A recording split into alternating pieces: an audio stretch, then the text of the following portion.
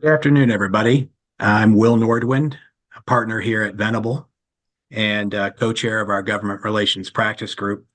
Thank you for joining us today for this webinar, Trade and Tariffs under Trump 2.0, What's Next for U.S. Trade Policy. This is actually our second webinar on this exact topic, and there's been a lot of water that's flowed underneath the bridge since we last did this in December. So we appreciate those who are return customers here.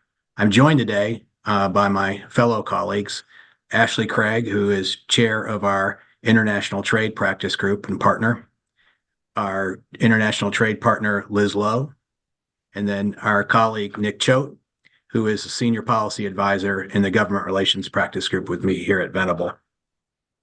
So this is today one of a series of webinars that Venable has been hosting and will continue to host called Navigating Policy Shifts Under a Second Trump Administration. And we're looking at this, what we'll call a new political state of affairs, and share our key insights into regulatory and policy changes expected during the second Trump administration. We'll explore the leadership transitions, executive actions, and then also the congressional dynamics that are going to shape policy and how that might impact the future for industries ranging from healthcare and financial services to energy trade and beyond. As today, these webinars will feature various Venable attorneys and senior policy advisors. And at the end of this webinar, we'll share with you some of our upcoming events. I'll also let you know that halfway through this webinar and at the end, we'll be announcing a CLE code for those of you who are seeking to get CLE credit from this presentation. So thanks again for joining us, and I'll turn it over to my colleague, Ashley Craig. Ashley? Thank you, Will, and welcome everyone. As Will said, this is our second bite, if you will, at the apple here, looking at trade policy and tariffs. In terms of what we're going to cover today, needless to say, there will be a great deal of attention paid to tariffs, and it seems as if an hour does not go by where we don't find some sort of action being announced or taken, reconsidered, and then reconsidered further by the administration, and that is true even as of today. And a few moments ago, we have heard additional commentary come from the White House, and we anticipate further announcements later today. So our partner, Liz Lowe, is going to walk us through the tariff situation, what we have seen since Inauguration Day, where things stand, and of course, some speculation as to what may be coming, in addition to the reference I made today or earlier today as to an announcement later this afternoon. In addition to the tariff actions, there have been non-tariff actions taken by the administration that impact on trade, and we're going to spend some time going over core issues there. Then we're going to flip it to our partners, Will Nordwind and Nick Choate, who are going to walk us through the congressional response to the administration's approach to trade policy and tariffs in particular. Time permitting, and we're looking to allocate about 10 minutes. Questions and answers are welcome. You can send your questions at any time during the presentations amongst the four of us through the chat, which we will log and address towards the end of today's discussion. To the extent that we're not able to address your questions, we will do so post-webinar and look forward to doing so. So with that, and without any further ado, let me please introduce our partner, Liz Lowe, who is in our trade group, and she's going to walk us through all of the fun related issues on the tariff front. So Liz, it's over to you. Great. Thank you, Ashley. And thank you all for joining us today.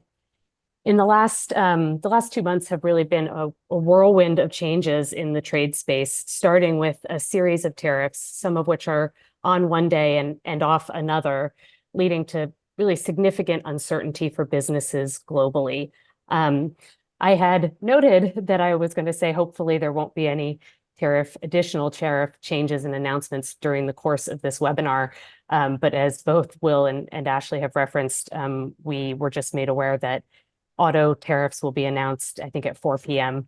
today. So that is coming up after the webinar. And I will just caveat before diving into the first slide here that everything we present today is based on current status and is subject to change. So it tends to be easiest to start with the tariffs on China, as those have not really been subject to the same uncertainty as other tariff programs. The first tariffs put in place during Trump's second administration, the China IEEPA tariffs, are based on the International Economic Emergency Powers Act, IEEPA, and the national emergency that was declared by the president related to fentanyl. These are the first tariffs to be imposed under IEEPA and are based on national security concerns. So there was no waiting period, there's no notice and comment. When the president decided that these were going to go in place, they went into place. The IEEPA tariffs went into effect in two phases so far. We had 10% that went into effect on February 4th and an additional 10% on March 4th. There are some very limited exceptions to these tariffs, including donated humanitarian goods, informational materials, personal goods carried by passengers, and then items that qualify for special tariff treatment under Chapter 98 of the Harmonized Tariff Schedule of the United States. These tariffs apply in addition to the pre-existing Section 301 China tariffs that were put in place during Trump's first administration, and the reinstated Section 232 steel and aluminum tariffs. This means that certain goods from China, in particular steel and aluminum goods, could be subject to a total of 70% in tariffs when you add all of the tariffs together. And that's before we take into account a possible additional 25% based on buying oil from Venezuela. So once all of that is in, again, not accounting for reciprocal tariffs either, you could end up with Chinese products that have a tariff of almost 100% on them already. The administration kicked off this second term pretty prepared to issue tariffs, much more so than during the first term. And we've seen that in how the tariffs have been drafted. The administration has closed most, if not all, of the loopholes under the new tariffs. For example, the IEEPA tariffs don't allow for duty drawback and eventually will apply even to goods that currently qualify for the de minimis exception. That is contingent upon the government getting adequate systems in place in order to collect that tariff for low value shipments, which there are quite a lot of that come into the country every day. Next slide, Ashton. Thanks. So China did not delay in responding with two sets of retaliatory tariffs already, although they are much more targeted than what we've seen from the US. Effective on February 10th, 15% tariff went into place on certain energy products, 10% on oil, machinery, certain automobiles, pickup trucks. Then effective March 10th, 15% tariff on chicken, wheat, corn, and cotton, and 10% on soybeans, pork, beef, other agricultural products. So really a target on agriculture with that second tranche. China also implemented new export controls and added a number of US companies to their unreliable entity list. So China is approaching their retaliation more broadly, so using tariffs as well as other controls and trade restrictions. Next slide. Okay. The other tariffs that are currently in place and effective as of March 12th are the reinstated steel and aluminum tariffs. These are based on the Section 232 investigation that was conducted during Trump's first administration. The tariff amount is 25%, and it applies to steel and aluminum and derivative products from all countries. For derivative products, the tariffs apply to products that are classified within specified HTS classification codes. So there is a specific list, an annex, that lists out the HTS codes that are subject to the 25% based on being derivative products. From within that annex, any derivative products that are outside of either chapters 73 or 76 are treated a little bit differently. For those products, the tariff only applies on the value of the steel or aluminum input that is in the product. And that value is determined based on the price paid or payable for the steel or aluminum content. So usually the commercial invoice price. The only exception at the moment for these tariffs is for steel and aluminum products where the steel itself is melted and poured in the United States. So even if the end product is made, processed, et cetera, overseas, if the steel comes from the US or the aluminum comes from the US, then they are not subject to the tariff. During the first administration, there was an exclusion process that was established for Section 232 tariffs, but that exclusion process was terminated by President Trump. Existing exclusions that are a holdover from when the process was in place are still valid until their stated expiration date, but they won't be extended. Duty drawback is also not available under these tariffs. As for retaliation, at this point, we've really primarily seen retaliation from Canada. Canada implemented retaliatory tariffs impacting approximately $30 billion worth of US goods, and those were effective on March 13th. The EU has proposed a series of retaliatory tariffs affecting about 26 billion euros worth of US goods, but those have not taken effect yet. Initially, they were supposed to take effect in 2 phases, April 1st and April 13th. But it was announced that they will all now take effect on April 13th, pending any negotiations between the parties. Next slide. The tariffs on Canada and Mexico, our 2 largest trading partners, is where we and likely all of you have experienced the most whiplash. Like the China tariffs, these are based on IEEPA and national emergencies declared at each border. The tariff amounts are 25% on most goods from Canada and Mexico, with the exception of Canadian energy products and potash from both countries, which are subject to a lower 10% tariff. After being delayed from February 4th, the tariffs took effect for 3 days from March 4th to the 7th, before being paused again for any products that are eligible for duty-free treatment under the USMCA, so the US-Mexico-Canada agreement.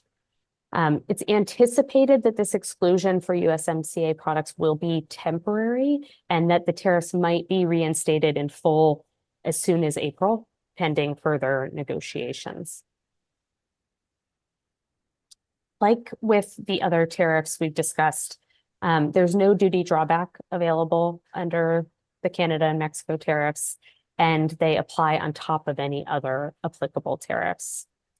The tariffs will also apply to shipments that previously qualified for de minimis, again, once an adequate system is in place in the US. Mexico threatened retaliation, but did not actually put anything in place prior to the announcement of the USMCA exception. I think they had said they were going to make the announcement on Sunday, and the exception came into place on a Thursday, I believe. Canada, on the other hand, announced and implemented retaliatory tariffs on $30 billion worth of US goods, covering products such as orange juice, peanut butter, wine, spirits, beer, coffee, apparel, cosmetics. These have been in effect since March 4th, and they were not paused, even though the USMCA exception went into effect.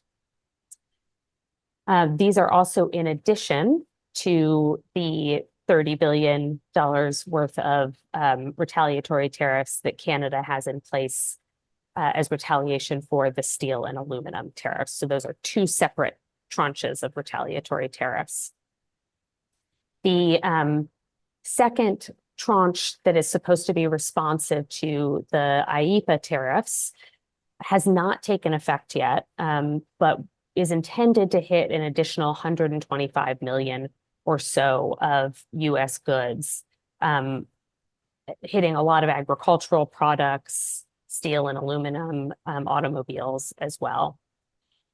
Unlike the US, Canada has allowed its duty drawback and duties relief programs to continue to be effective, meaning that if goods are imported into Canada and then exported back out after, either unchanged or being used in processing of a product that's exported out of Canada, then there can be some duty relief. Duties are either not owed or can be refunded.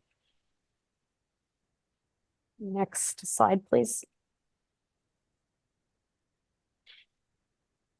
Two recent developments that have stayed somewhat under the radar, but that will impact tariffs and trade policy. The first is there was a restriction by House Republicans that effectively restricts Congress's ability to challenge the president's declaration of national emergencies for the remainder of the year. These national emergencies are the basis, the legal basis for the IEEPA tariffs. My colleagues in our government relations group will address this further later on in the session. The second is a declaration by Secretary Rubio that any agency rulemakings that touch on the import or export of goods, services, data, technology is considered or deemed by the Secretary to be a foreign affairs function and therefore not subject to the notice and comment requirements of the APA.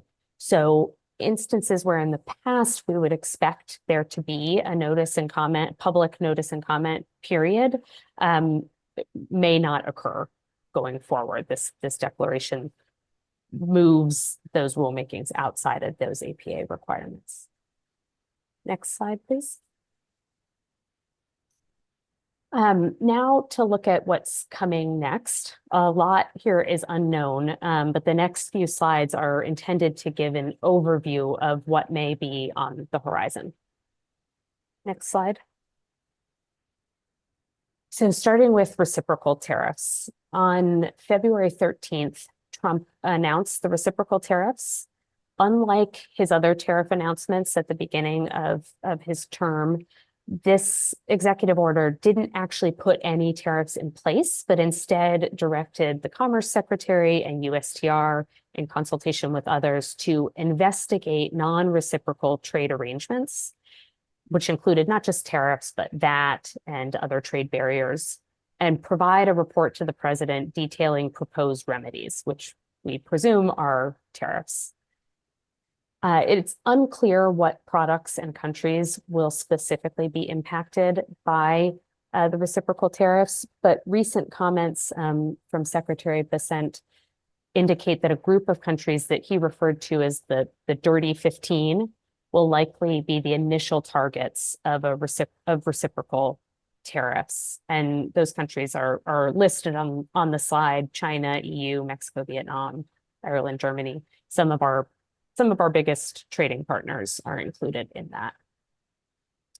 We are anticipating that the tariffs will likely be countrywide average tariff rates intended to offset the trade barriers, as opposed to a product by product or dollar for dollar tariff that was suggested early on. The executive order itself did not set a specific date by which the tariffs would go into place, but April 2nd has been pretty consistently referred to by various people within the administration, including by President Trump himself on multiple occasions, as the date on which the reciprocal tariffs will be announced. Now, when they are effective, again, that's unclear, but we should have a better idea after the announcement on April 2nd. I will note that President Trump has made several comments recently indicating that the reciprocal tariffs might be, lighter, easier, if you will, than originally planned, but what that means exactly is still unclear. Next slide, please.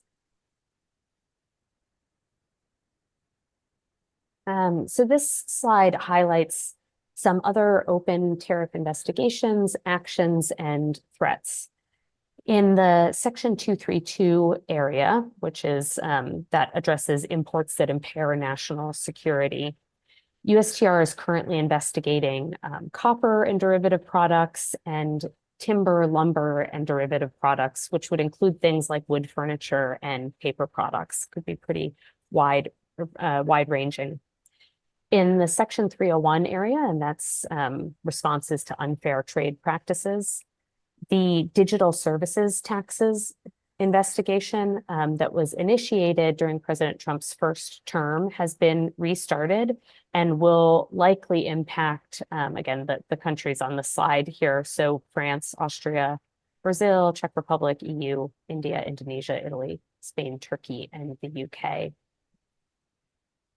Additionally, there's currently a proposal to assess fees related to Chinese-built vessels, and Ashley will discuss that in depth in the next section of this presentation. In another first, President Trump recently announced secondary tariffs that essentially work much like secondary sanctions, so punishing third parties, or in this case, third countries, for engaging with entities or countries that are deemed to be bad actors from a US perspective. Here, the president has announced that any country that buys oil from Venezuela, either directly or indirectly, will be subject to a 25% tariff. China, India, Spain, and Italy all purchase Venezuelan oil, although there might be others that are caught up in this as well. Those tariffs will be announced on or after April 2nd. In the threats category, there seem to be new ones coming out almost daily, but a few big ones that have been repeated are tariffs on wine and dairy, and then tariffs on autos, which, as I mentioned earlier, we are expecting an announcement on that at 4 p.m. today. Next slide, please. Okay, so I mentioned that the Trump administration has structured the new tariffs to close most, if not all, loopholes. But that doesn't mean that there aren't ways that companies can try to mitigate the impact of the tariffs. One thing that we recommend and have done on behalf of several clients is a customs review. So taking a look at issues that impact either the application of the tariffs, like USMCA eligibility, Chapter 98 eligibility, and country of origin, in particular, whether sufficient processing, otherwise known as substantial transformation, occurs in a third country to shift the country of origin away from the higher risk, the higher tariffed countries like China. We can also advise on changes to manufacturing or sourcing that can help to achieve a substantial transformation. And then also looking at issues that may reduce the declared value, which is the amount, the value that the tariffs are assessed upon. So the declared value to customs is what the tariffs are applied to, such as whether the first sale rule is available to reduce that declared value, or if any of the Chapter 98 provisions for US input may apply.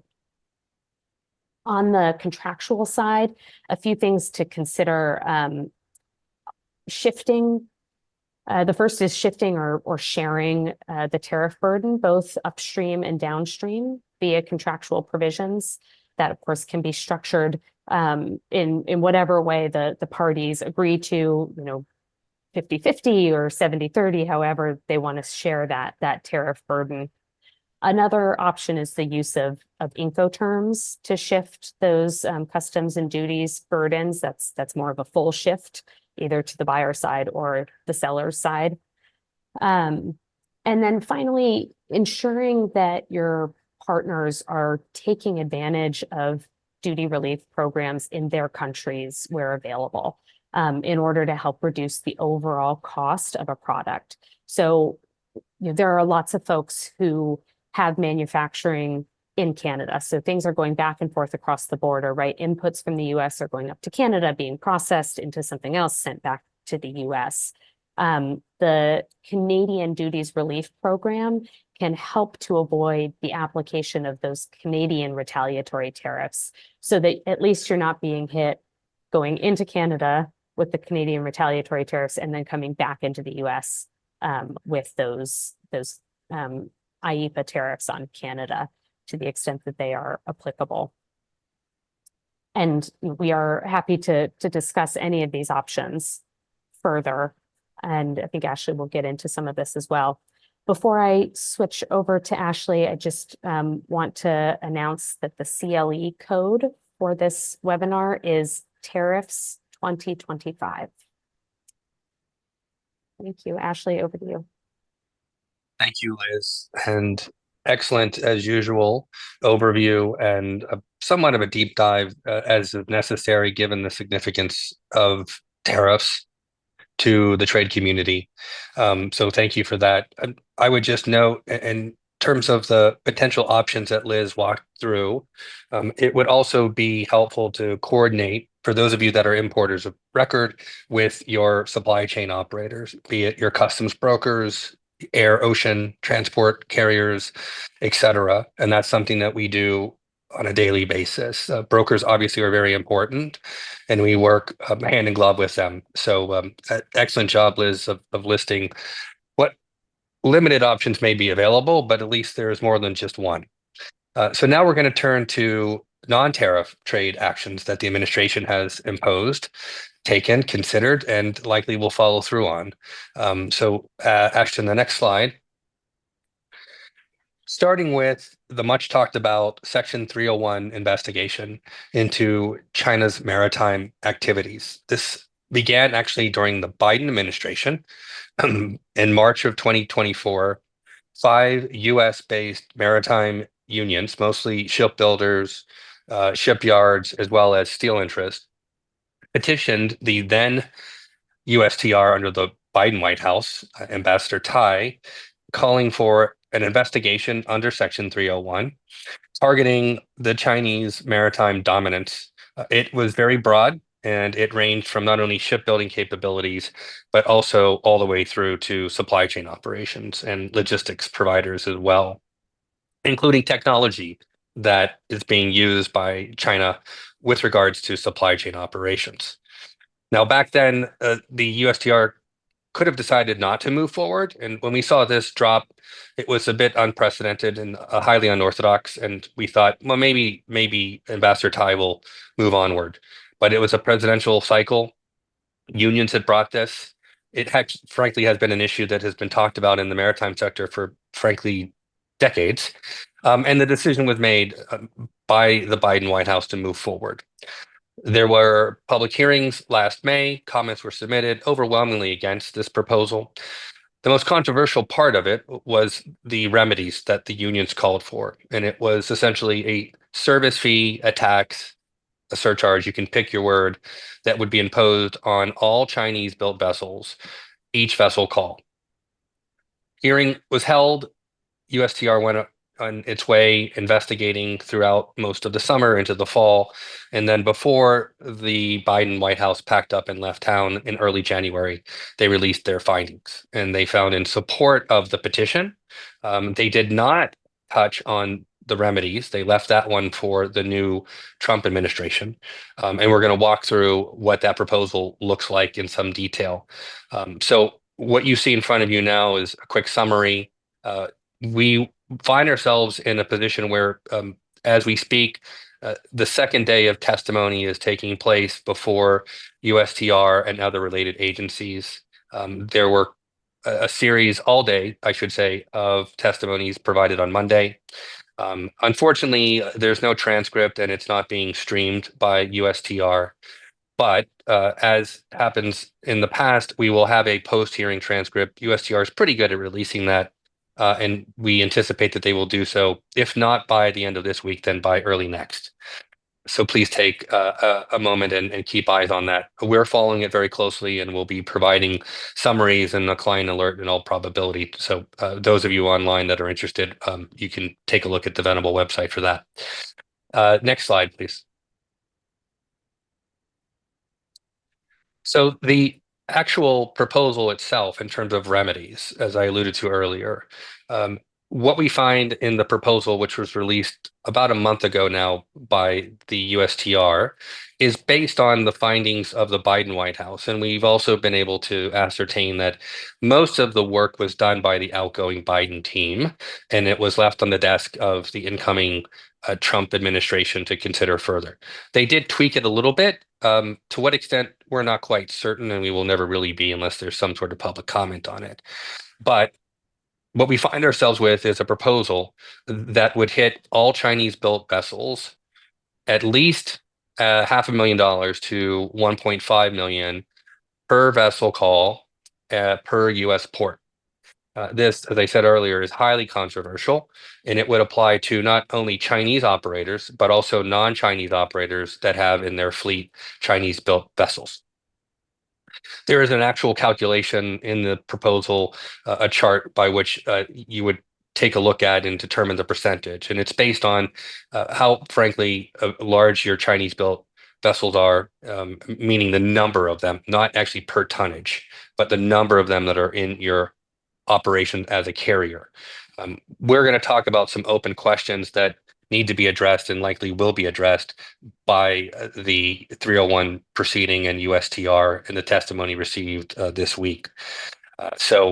Again, we're looking at anywhere between $500,000 to 1.5. There's an additional fee if you have on the order book, meaning you have vessels underway to be built, are currently being built in China, and that would also be hit with additional fees. The whole purpose behind this is, at least in paper, to shift back to the United States shipbuilding capability production, and to not only, for the first time in generations, start building massive commercial merchant marine vessels that would be deployed on the international long haul routes, but also to support a revitalization of the merchant marine under the US flag.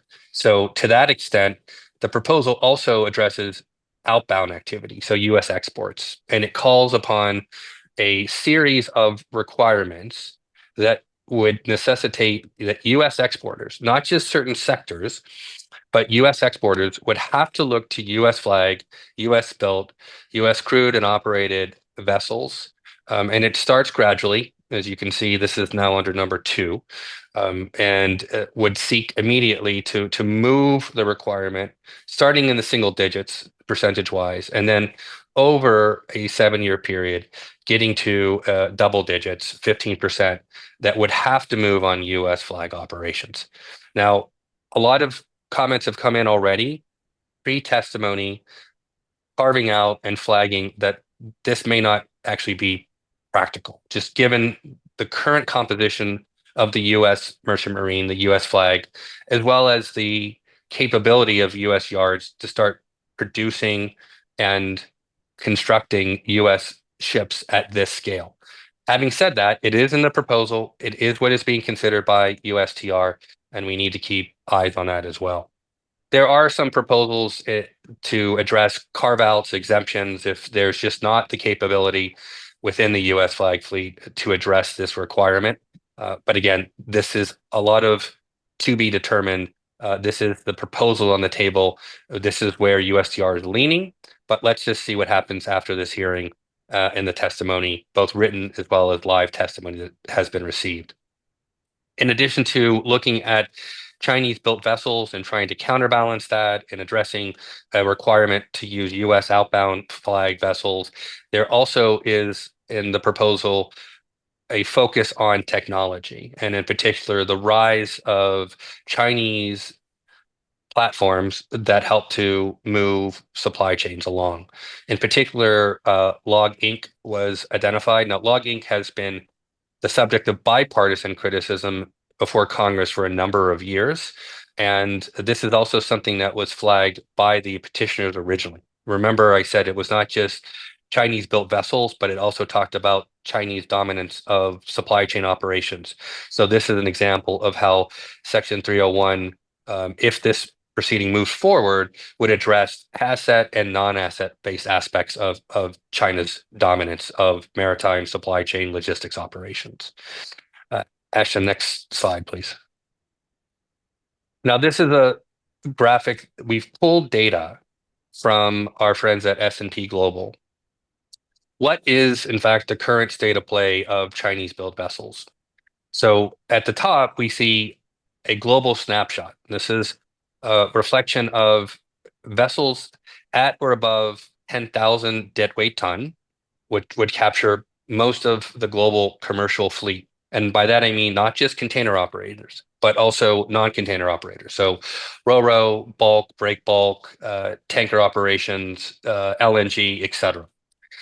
So we see that as of last year, globally speaking, there were 32,000 vessels at or above that 10,000 deadweight ton. And of that, Chinese built fall into the category of about 11,000.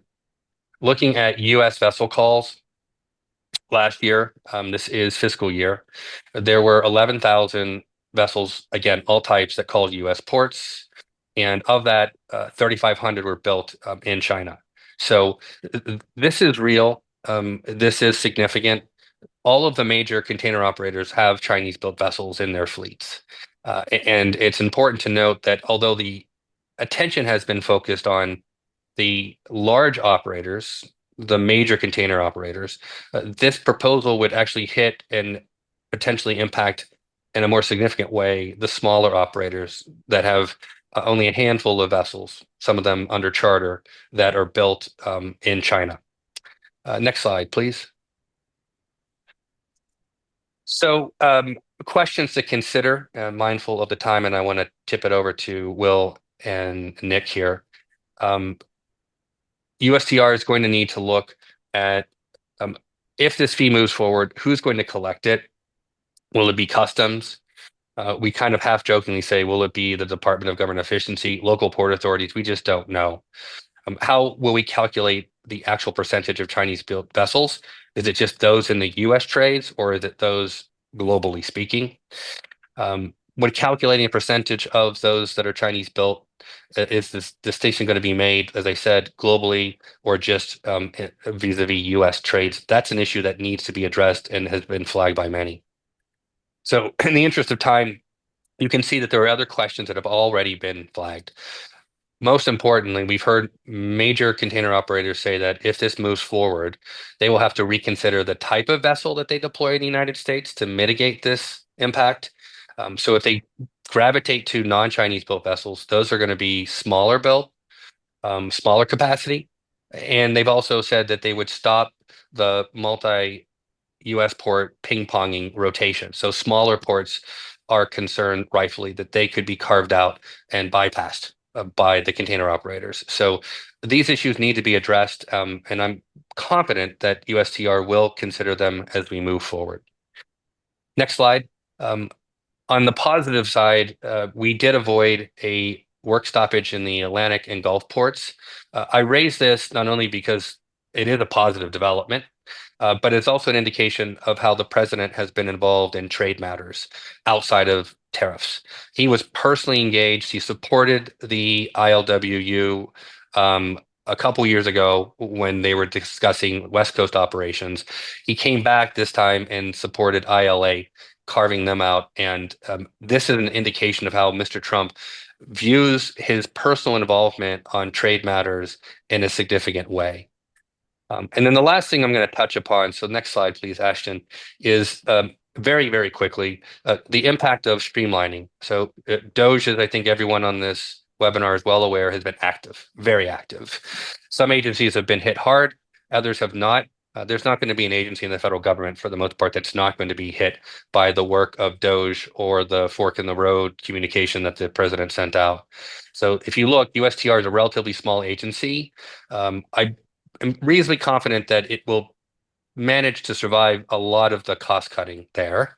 If not, its core responsibilities and obligations and activities will be impacted. And that goes for saying all throughout the federal bureaucracy.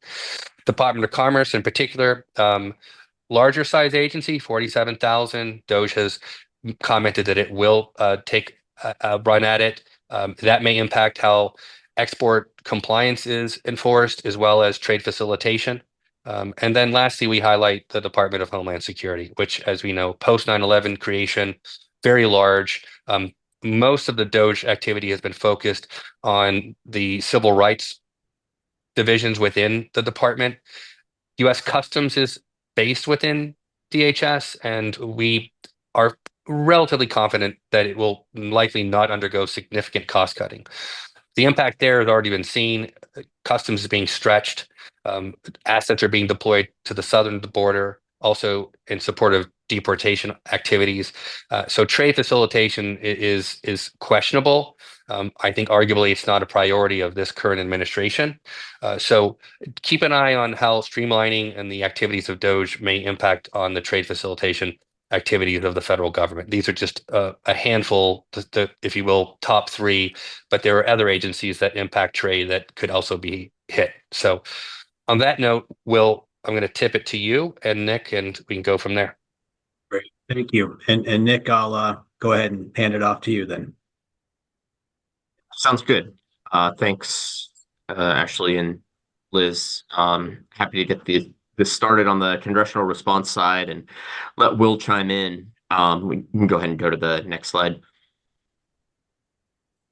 So I think as Liz and Ashley gave a really good, pretty detailed overview of over the past 40 minutes or so, there's been a lot of administrative action on the trade and tariff side, where we have not seen as much interest beyond press releases and statements in the press when they get a question, is on the congressional side with the House and Senate, where Republicans do have narrow majorities in both chambers. Certainly, on trade broadly and tariff specifically, Congress could step in and exert its authority over pretty much any of this if it wanted to. But I think the reality we face right now is the Republican majorities in the House and Senate are unlikely to publicly challenge Trump policies broadly, and I'm not just talking trade and tariffs here, in any sort of public way. Certainly, we're aware of members who are privately raising concerns with the administration, advocating for perhaps narrow exemptions that benefit their state or districts in certain ways, even though that formal process doesn't exist. But any wide scale, opposition or concern with the administration's actions just does not appear to be on the table at the moment. Any legislation, and this applies regardless of who's at the White House, but it's just worth underscoring, anything is going to require a presidential signature, and Congress knows that, short of being able to override with a 2/3 majority in both chambers, which just simply isn't there right now. The idea of even getting to simple majorities in both chambers with opposition to individual tariffs or trade policies, it just doesn't seem to be available. Where I think Congress does have some leverage, particularly in the Senate, is with the need to confirm nominations.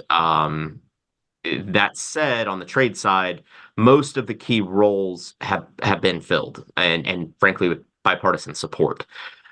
So even that leverage seems to be slipping by the wayside. I think in Liz's part of the presentation, she talked about the various tools available and that the administration is using to impose tariffs.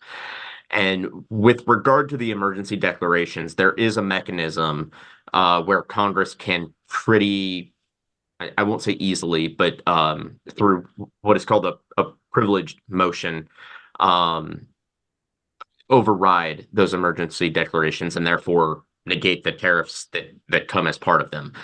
And I think we will see Democrats in the Senate force votes on some of those. I think the emergency declaration with regard to Canada is particularly ripe for a vote. Obviously, anything dealing with the southern border or China is a little more politically fraught, but I believe it's Senator Kane in the Senate from Virginia who has a resolution that would effectively force a Senate vote to terminate that emergency declaration with regard to the northern border. And one could see a path where, particularly something as narrow as the Canada-U.S. declaration could pass the Senate, but it is hard to see that being taken up in the House at all, which really brings us to the next point here. This is, to the extent Congress is worried about the messaging and the politics on this, it is noteworthy that the House, as part of a kind of convoluted rules process for the last funding bill, effectively blocked its members' ability to bring up one of those so-called privilege resolutions, negating the emergency declaration. Without that action, it would have been a bit of a political tool by Democrats to at least force Republicans to be on the record on certain Trump tariffs. But by basically taking that tool away for the remainder of this calendar year, they bought a little bit of time. And perhaps we'd get a little more certainty with regard to tariffs in the interim. And Will, we were talking about this earlier. I'll take it to you for a second. I mean, this move is not unprecedented, right? That's right, Nick. A similar move, as I recall, back in 2021, when the Democratic House did seek to remove the privilege resolution option for Republicans that were wanted to challenge President Biden's declaration of a national emergency for COVID, which triggered certain statutory authorities for emergency relief by the federal government. And so this type of a rules procedural maneuver is not unprecedented.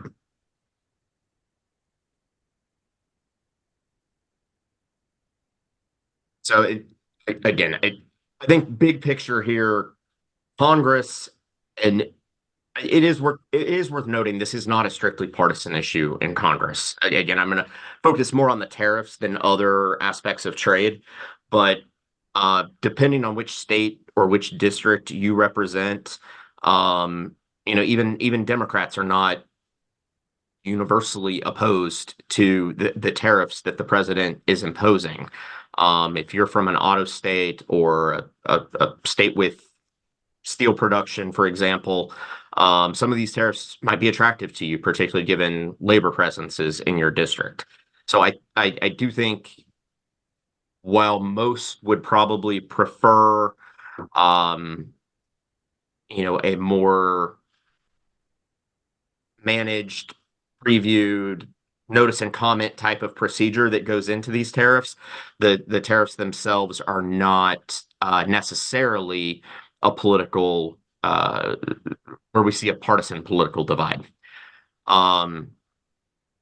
What you do have though is just frankly an unwillingness or a fear in Congress of having to vote or intervene on these things right now. One thing, if you joined our tariff webinar a couple months ago, that we spent a bit of time talking about, and it is still on the table, but it seems less and less so each day. But want to mention here, with Congress and the administration looking to review the tax cuts from the first Trump administration, the TCJA, the Tax Cuts and Jobs Act. and perhaps go beyond that with tax cuts. The revenue from tariffs does get talked about as a potential offset to help pay for that. I think we are still collectively of the opinion that, Congress codifying that, and therefore removing flexibility of the administration, or frankly future administrations, to relax or strengthen those tariffs is probably unlikely. But at this early stage in the process, we still can't take it off the table. I did truly everything is on the table. Every dollar they can get their hands on that they can get the votes for in Congress, is still there. So certainly something we will continue monitoring and provide further updates on. But at this point, I don't think the threat of Congress, turning to legislation to impose tariffs is something we are seriously looking at with this Congress. And I guess on that, Will, I'll kick it back to you. Any gaps or things I missed on the congressional side, other than, and perhaps you can elaborate on this a little bit, just, while the administration has a lot of different moving pieces, Congress is kind of laser focused on a couple of things right now, particularly given their narrow majorities. And, tariffs and trade just really aren't in the mix. If you would maybe agree or elaborate on that. Yeah, I agree. And also, I think there's more of a wait and see, especially as our colleagues before us talked about retaliatory tariffs and how those retaliatory tariffs, also the tariffs but also the retaliatory tariffs and potential trade wars and how those might impact states and industries in senators and members of Congress's districts and states, respectively. We may start to see more concern expressed publicly, but I think for now and anecdotally, we're aware of members really passing along concerns, Republican members at least passing along those concerns in a more private way to the administration. So I think we may see an increase in concern as the real world implications begin to hit in the congressional districts. But for now, I think it's we're not seeing a lot of, at least on the Republican side, public opposition to any of this yet. Hey, Will, can I ask a question maybe to you and to Nick? I know we're running short on time and we've got some Q&A, hopefully. Regardless, we will follow up post webinar. Questions have been raised. How effective is it if I go to my member of Congress, I go to my senator and I raise concerns about the impact of tariffs? So far, there's been no exemption or exclusion process, unlike 6.5 years ago with the 301 activity. But what are your thoughts there? I mean, my advice to clients, as you know, Ashley, has been to at least try to generate congressional outreach to the administration, constituent outreach to the administration where there are concerns. Whether or not there will be an opportunity at any point for those concerns to be factored into the implementation.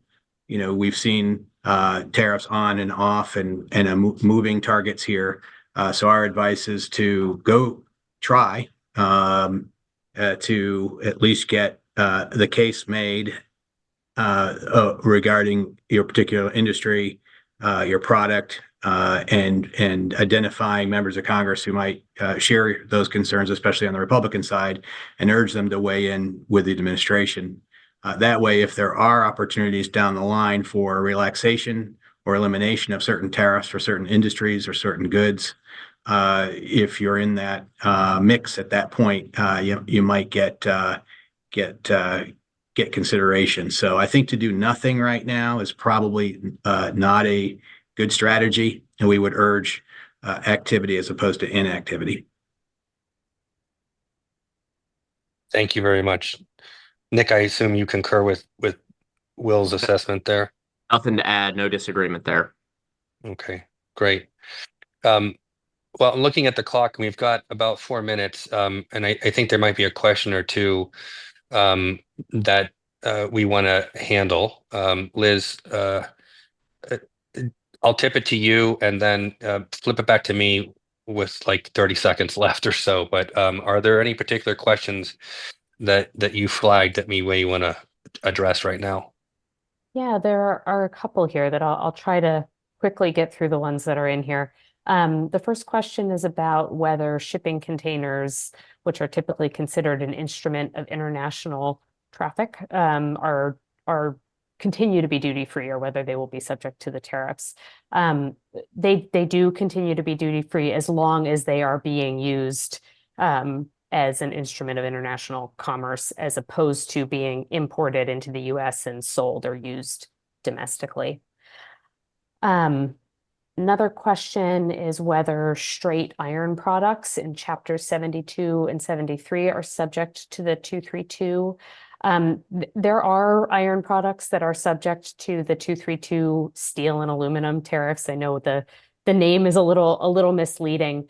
In order to determine whether your products are subject, you have to look at the Chapter 99 provision and notes, which lists out specific Chapter 72 and 73 headings and subheadings for which products are impacted by those tariffs. And that's something we can assist with if you have questions on that.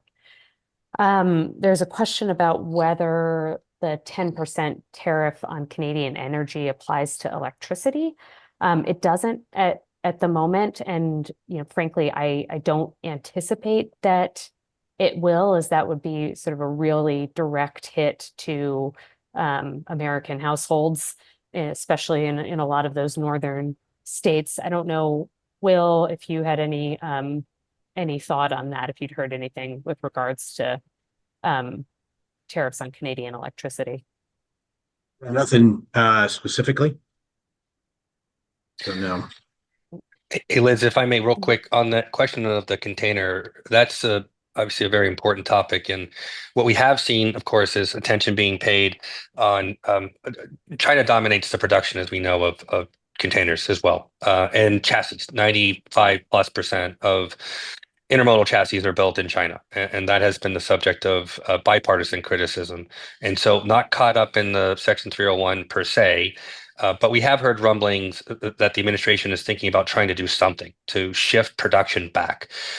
It's been tried, but then again, this is a brave new world. So I think it's important to keep eyes on it. You're absolutely correct that the treatment of containers as an instrument of international commerce is well established, embedded in a multilateral environment. But as we know, this White House sees things differently. So I would not be surprised if they come up with some sort of proposal. For example, yesterday, it was argued that if there is cargo diversion under this Section 301 ship tax to Canada or Mexico, that we should impose some sort of counterbalancing tax, quote unquote, on cargo that's diverted and then trucked or railed over into the United States. So I think everything's on the table, unfortunately. And I see we're at the top of the hour. So actually, there's just one more that I wanted to quickly respond to here. And there are others that I don't think we'll be able to get to, but we're happy to follow up, as Ashley mentioned afterwards. But somebody did ask to learn a little bit more about the USMCA exception. And so I just wanted to flag for you that under the USMCA, there are specific rules of origin that determine whether a product that is from Mexico, Canada, or the United States and moving between those countries is eligible for duty-free treatment. It is a product-specific review, product and process. You've got to look at the inputs, where they come from, if they are all themselves originating, if they're not, if there's a substantial transformation or a tariff shift, depending on the product-specific rules. So that's something that we strongly recommend engaging with your customs counsel to review whether or not your products are eligible for that USMCA exception. Thank you, Liz. Ashton, if you could go to the closing comments, I'll be very quick. I'm mindful that we've passed the top of the hour. And no need to just go line by line. But the takeaway here is there's a lot of moving parts, as you can tell from the presentation of my partners and what I've contributed. It ranges from the tariff analysis that Liz walked through to the non-tariff issues that you've heard us touch on, including the political aspects of a congressional response. It's important to keep eyes on it. I think that's why we had a decent amount of people join us here today for the past hour. It's important to keep eyes also on how streamlining and the activities of DOGE will impact trade agencies that are involved in facilitation and support. And then lastly, just remain vigilant, aware of developments, and articulate your position, either through trade associations that you may be members of, or depending upon the issue, you may decide to participate individually. We saw that this week before USTR on the China shipbuild proposal, there were trade associations and then there were individual companies on both sides of that question testifying. And I think that's a reflection of when things work, things do work properly, and there is a participation, a cross section of the trade industry that does step forward. So please continue to be engaged. These are interesting times. Something tells us that they're not going to be over anytime soon. And something also tells me that we'll be back here in a couple months, probably with installment number 3. Maybe we'll just turn this into a podcast and go from there. But on behalf of my colleagues, my partners, thank you everyone for joining. And thank you to our Venable support team for getting this from A to Z. And as Liz said, we'll follow up with the questions that came in and try to reach out on an individual basis. And if you have any additional questions, please do feel free to reach out to anyone here. Lastly, the CLE, Will. CLE code is Tariffs 2025. Thank you, everybody. Thank you.